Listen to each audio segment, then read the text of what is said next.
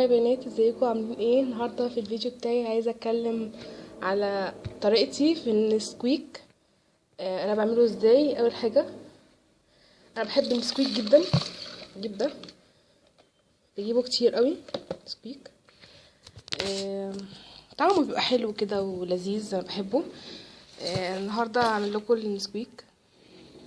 اول حاجه هحط الكوبايه فيها نسكويك اهو كده زي ما موضح عندكم. انا بقى بحط عليه فانيليا زي دي كده. الفانيليا دي بحط حبة، بيديله طعم وريحة حلوين. حبة صغيرين قوي قد كده، صغيرين قوي بحطهم.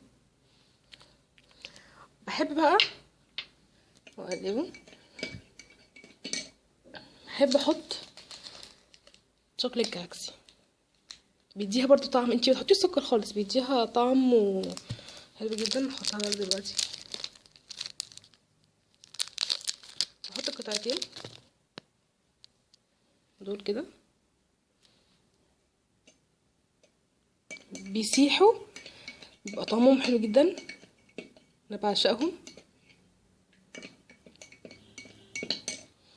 كمان متنسيش مارشميلو. انا بحط المارشميلو في اي حاجه سخنه. انا جايبه المارشميلو ده، كلمت عليه قبل كده. انا جايباه بالشوكولاته، صورته عامله زي الارنب كده، حلو قوي.